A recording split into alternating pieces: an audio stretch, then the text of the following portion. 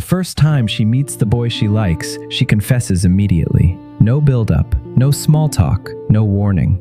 Her name is Moe Sakurai. The boy is Hinata Sato. And before Hinata can even process what just happened, other students walk into the classroom. Moe panics, ducks behind the teacher's desk, then slides back to her seat before anyone notices. When her best friend Urara Takato hears what happened, she can barely believe it. Moe and Hinata had never even spoken before. A sudden confession like that would confuse anyone, but Moe has a reason. She tells Urara that she once mentioned being sick, but never explained how serious it was. Her condition has gotten worse. She only has about 6 months left. So for Moe, time is not something she can waste. If she wants to do something, she has to do it now. Moe was born with a serious heart condition. Because of that, she never got to attend school like other kids. She spent most of her life at home, resting, studying, and watching the outside world from a distance. But Moe is not bitter. She is bright, cheerful, and curious. Her parents love her deeply and do everything they can to give her whatever happiness is still possible. That is how Moe makes it to 15. But after being kept inside for so many years, she longs for connection. She wants to go outside. She wants to make friends. She wants to experience a normal teenage life, even if only for a little while. At first, she thinks those wishes can only live inside her diary, but her parents secretly read her words and decide to help her. They arrange for Moe to meet Urara, the daughter of a restaurant owner. Urara is cool, warm, and gentle, exactly the kind of friend Moe has always dreamed of having. Since Urara delivers lunchboxes after school, Moe's parents use that chance to invite her over. But when Urara arrives, Moe becomes terrified. She hides in the corner and covers herself with a bedsheet. Only when Urara says her room looks like a princess castle does Moe finally peek out. Then she gathers her courage and introduces herself. Once she realizes Urara does not look down on her, Moe asks the question she has been carrying for years. "Will you be my friend?" Urara smiles and says it would be her honor. Just like that, two girls from completely different worlds become best friends. After finding friendship, Moe begins dreaming of love. In a book, she reads about the legend of the strawberry moon. The strawberry moon is the full moon in June, named because it appears around strawberry harvest season and is often imagined as soft and pink. According to the legend, if you watch the strawberry moon with the person you love, the two of you will never be separated. And this year, the strawberry moon will appear on Moe's 16th birthday. But Moe does not know if she will live long enough to see it. That night, she opens her window and prays to the sky, "Please give me just a little more time." The next morning, her condition suddenly worsens. Her parents are terrified, but Moe still forces herself to smile. After leaving the hospital, she becomes unusually quiet. The doctor has made it clear she may have only 6 months left. As the car moves through traffic, Moe watches other teenagers running and laughing outside the window. She envies them, because for someone with her condition, even running freely has always been impossible. Her father notices her sadness and apologizes for the traffic, but Moe says she likes the traffic, because once the car starts moving, she will be home again too soon. Then, something catches her eye. Across the street, a little girl carrying a plastic bag gets stuck, while her father walks ahead without noticing. Just as Moe begins to worry, a middle school boy with a backpack runs over to help. In that moment, the boy from all her romantic daydreams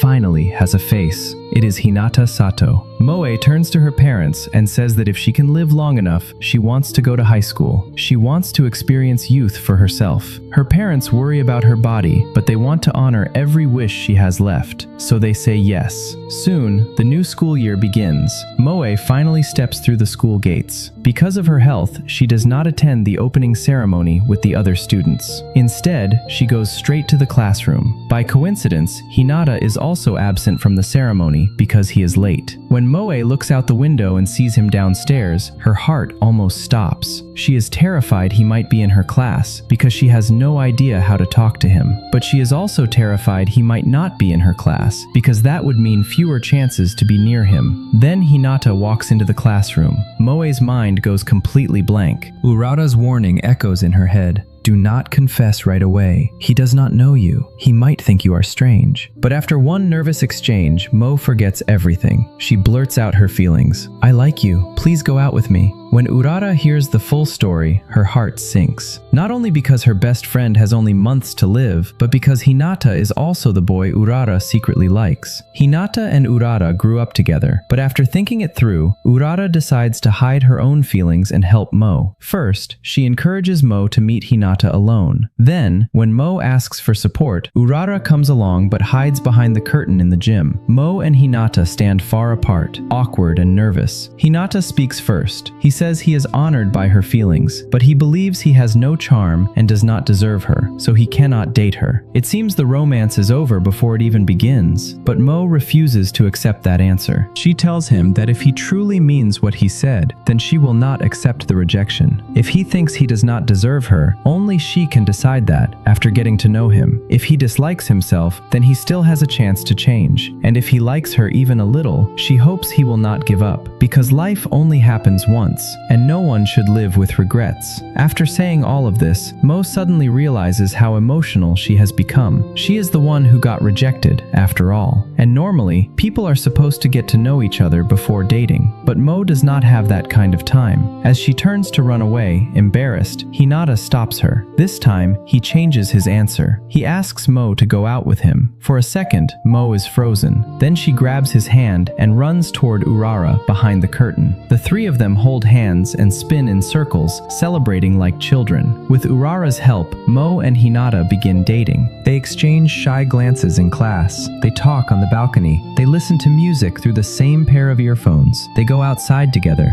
They light sparklers and watch fireworks on special days.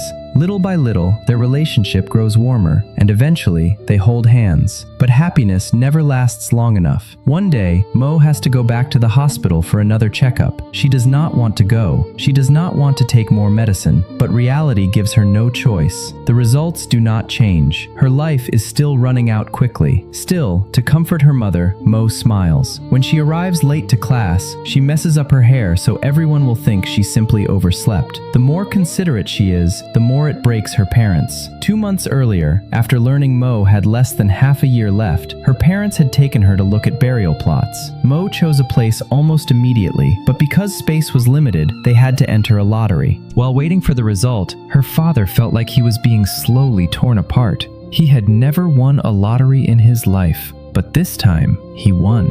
It felt as if fate had already made its decision, and he could not feel happy about it. He broke down in tears while Moe's mother cried on the phone, her grief swallowed by the sound of passing trains. Still, life gives Moe one small mercy. She makes it to her birthday, but instead of feeling only joy, Moe begins to feel guilty. She thinks the person who leaves will no longer feel pain, but the people left behind will suffer. If she had never involved Hinata and Urara, maybe they would not have to be hurt later. Urara refuses to let her think that way. She tells Moe not to feel guilty. She says she allows Moe to be selfish. Whether it is friendship or love, Urara wants her to enjoy it while she can. With that burden lifted, Moe decides to invite Hinata to Lake Mochizuki on her birthday to watch the strawberry moon. Hinata happily agrees. Before leaving, Moe also receives birthday wishes from Urara and 2 classmates. Then she boards the bus with Hinata. Along the way, Moe looks out the window with excitement, as if trying to make up for 16 years of missed adventures in a single day. Hinata sits behind her, holding the map and answering all her questions. When the bus passes a field of sunflowers, Moe becomes quiet. She says she has always loved sunflowers. One of their meanings is unchanging devotion. They also feel healthy and full of life to her, just like Hinata. Looking at him, she feels energy. Hinata blushes, then promises that when summer comes, they can come see the sunflowers together. He even hooks his pinky with hers to seal the promise. But when Moe turns away, her smile becomes bitter, because she does not know if she will have a summer. At sunset, they finally reach Lake Mochizuki. They wait for a long time, but the moon does not appear. Just as Moe begins to feel heartbroken, the wind pushes the clouds apart. The full moon appears above the lake. Moonlight spills across the water. Then, moments later, the moon begins to fade behind shadow. Moe panics and runs into the cold lake, as if she can somehow keep the moon from disappearing. Hinata does not understand at first. Then he explains that it is only a partial partial lunar eclipse. The shadow belongs to Earth.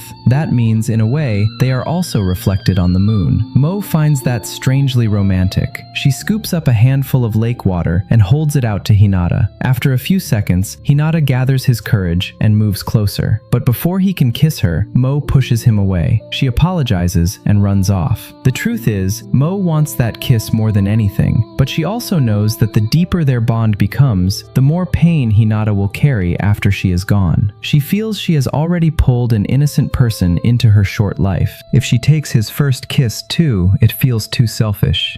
So, after that day, Moe stops going to school. She stops seeing Hinata. Hinata has no idea what he did wrong. All he knows is that the girl who changed his life suddenly disappeared from it. Unable to bear it, he rides his bike to Moe's house. Moe's mother is happy to see him, but her father is cold. He says he knows who Hinata is and knows how kind he has been to Moe. But Moe asked him to tell Hinata not to come again. She does not want him to expect anything from her. Hinata leaves devastated. But afterward, Moe's father turns to her mother and questions himself. They have always respected Moe's wishes, but this time, did they do the right thing? She says she does not want to see Hinata, but he feels she is lying to protect him. So the next morning, Moe's father goes to find Hinata himself. Hinata's family runs a soy sauce business. When he is not at school, he helps at home, and one day he will probably inherit it. But Hinata also wants to become an elementary school teacher. He has always been torn between those two dreams. Then Moe once told him that having two dreams is amazing. If he truly loves both, he does not have to choose only one. He can try to carry both, even if it is difficult. Hearing this hurts Moe's father. His daughter has such a short life that many of her own dreams may never come true. So she turns her unfulfilled wishes into words that encourage others. Then he tells Hinata the truth about Moe's illness. Hinata recently lost his mother. He is still grieving, and now he learns the girl he loves is also leaving. The pain nearly breaks him, but even through the shock, he tries to stay calm. He believes crying alone will not help Moe.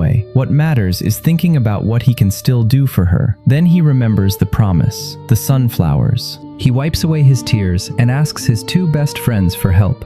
Meanwhile, Moe's condition worsens quickly, and she has to be hospitalized.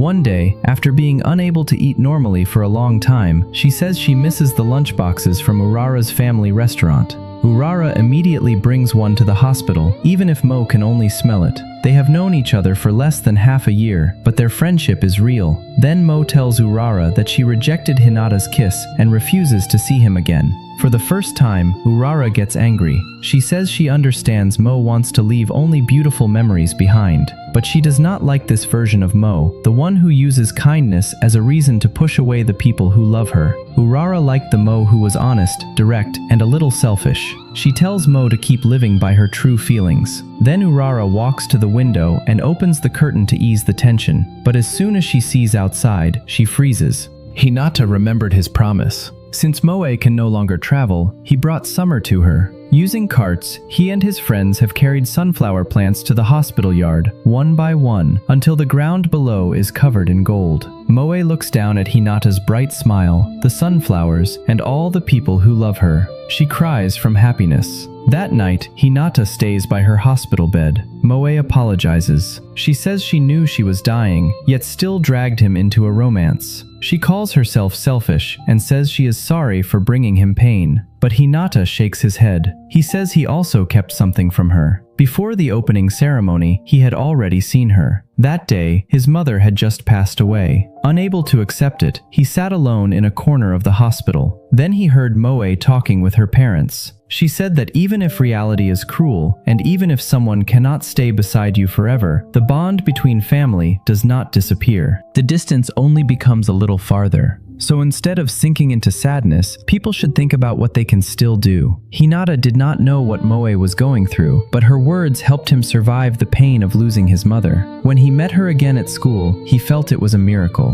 When she confessed to him, he was overwhelmed and insecure, which is why he could not accept right away. But the truth is, he liked her first. She did not pull him into her life. He had already been drawn to her. So he tells her what he should have said long ago. I like you, not as a friend. I like you in the way people fall in love.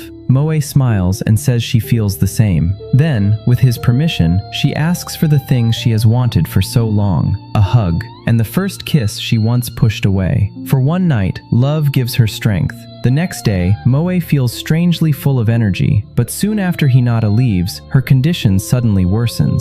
Thankfully, Urara notices in time and calls Hinata back. He returns just in time to see Moe one last time. Then the room fills with grief.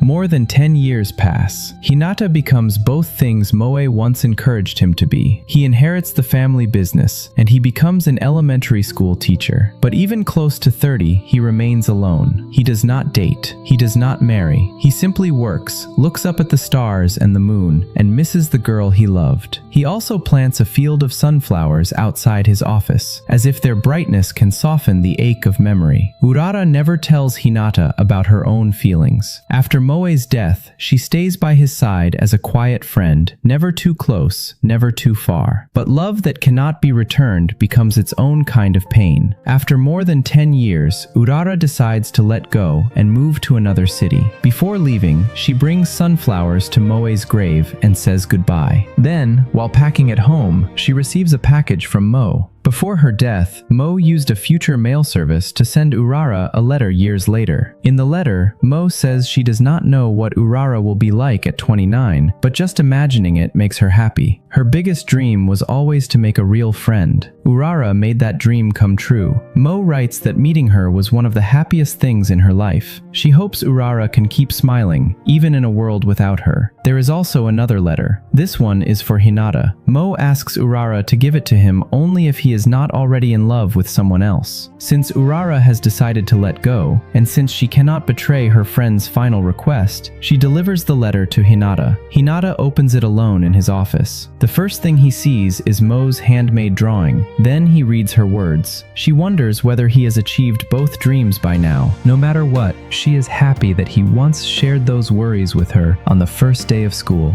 She tells him something she never said before. The day she fell in love with him was the same day the doctor told her she had only 6 months left. Her heart had been shattered. Then she saw him helping a little girl at the crosswalk, and in that instant, she fell for him. If he had not appeared, she might never have tried to go to school. She might never have tried to live by her own heart. To her, Hinata was her hero. She wants to tell him to forget her slowly, but the truth is, she does not want to be forgotten at all. She wanted to live a long life with him. She wanted to keep looking into his bright, puppy-like eyes. She wanted to keep holding his sweaty right hand. She wanted half of every popsicle he ate. She wanted his scent to stay near her forever, but she cannot have any of that. So she asks him to live well for both of them. Even if he falls in love again someday, she will still support him. She only hopes that whenever life hurts him, he remembers there was once a girl who loved him very, very much, and that she will always cheer for him from the sky. Before he knows it, Hinata's eyes are filled with tears. But outside the window, the summer wind moves through the sunflowers, and for the first time in years, those tears feel less like an ending. They feel like a promise continuing to breathe.